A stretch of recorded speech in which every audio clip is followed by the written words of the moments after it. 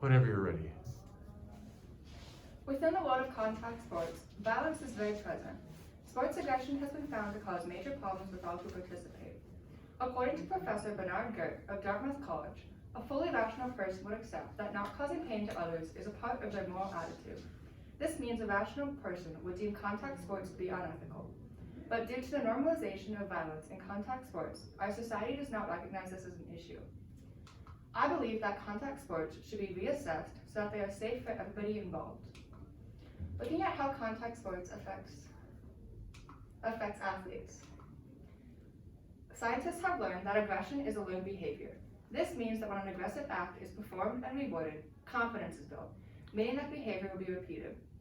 On the flip side, if an athlete performs an aggressive act and is then reprimanded, that behavior is less likely to be repeated. Praise for aggressive behaviors can come from multiple sources, such as coaches, social media, family members, and fans. There are many downsides to learning aggression though. Since most athletes learn their trade at a young age, there can be future physical and psychological consequences. There are many factors to learning aggression. Social media, social norms, historical longevity, and popularity are all connected. These 4 factors introduce a winning at all costs mentality, which increases the chance of injuries. Social norms have been found to cause major problems in the world of contact sports, and have been found to push men to prove their masculinity and introduce stereotypes like jock culture.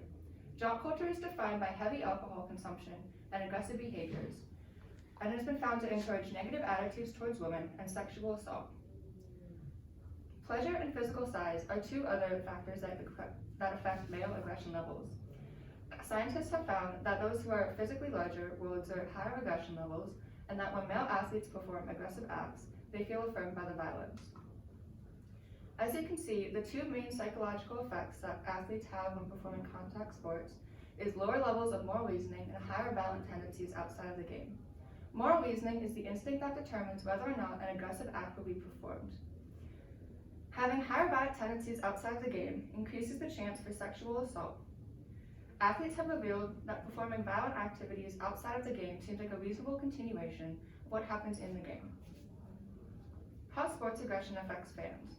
When spectators exhibit acts of violence, they are trying to help their team win. To understand spectator violence, you first must understand the different types of violence that are exhibited. Organized violence occurs when a group is formed and plans an attack in advance, where spontaneous violence happens in the moment and is typically due to intoxication. Hostile spectator aggression occurs when a spectator harms another spectator with the goal of the injury, and instrumental spectator aggression occurs when a spectator harms another with the goal of achieving something other than the injury. These are the 6 most common types of spectator violence. Frustration has been found to increase the chance of aggression and heightens violence. Because of this, scientists have developed the revised frustration aggression theory, which states that frustration increases arousal levels, which then increases the chance to aggress. To lower the chance of frustration, event staff should reduce outside potential stressors.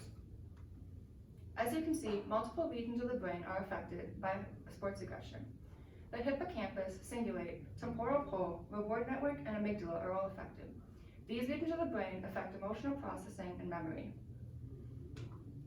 This graphic shows that those who identify with a team have lower levels of empathy and pain than those who do not identify with sports. Social identification with a team is a key component. Identification with a team is a key component to the social identification of a fan. Those who have a higher level of identification with a team have been found to have higher levels of aggression, and when a favorite team loses, self-image and self-esteem go down. After watching sports, scientists have found that anxiety and aggression levels increase, and those who do not identify with a team have been found to see the violence the same as robbery or assault. Besides the blatant physical positives to sports like physical exercise, weight loss, improvements of the cardiovascular system and sleep quality, increase in energy, and release of tension and serotonin, there are also many mental benefits. Sporting events provide something to look forward to for both athletes and fans, which reduces depression and anxiety. For fans, sports also provide a feeling of active participation, which means that the brain is constantly trying to figure out what is happening and what will happen next. Scientists have also found that for fans, after watching a sporting event, they are more likely to go out and exercise themselves. There are many solutions that could be implemented to stop sports aggression. For athletes, rules could be changed to lower the chance of concussions. Scientists have found that the top 2 football-related injuries are head and chest injuries. So if rules are changed to reduce concussion chance, this would greatly benefit the player's physical health. But many fans are concerned that this rule change would make the sport less pleasurable to watch, since studies have found that unscripted violence provides more pleasure.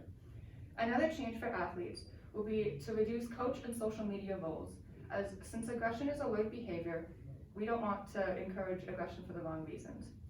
Some solutions that could be implemented for fans would be to limit alcohol sales, reduce stress factors like standing level, noise level, energy level, and higher temps, as these have all been found to be factors that increase aggression.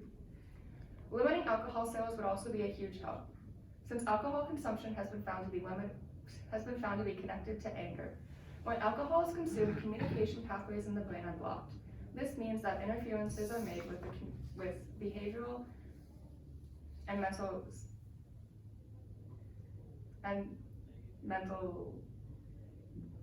and emotional processing. Overall, if these solutions are implemented, I believe that contact sports will be much safer for everybody involved. I'll add a clap track there. All right, thank you. How did some preliminary information you gathered inform your research, Angela? So when I was reading the articles that were provided, the first 2 that I read were A Proper Place for Sports and The Sporting Spirit, and the aggression pieces in those really stuck out to me and made me interested in sports aggression as a topic. Okay. What additional questions emerged from your research, and why are those questions important? So I think that since sports aggression isn't recognized right now as a major issue, I believe that will it be recognized in the future? So I think that was a question, and then it's important because obviously this is a topic that has a lot of issues with it outside of this physical trauma. Okay, all right, thank you.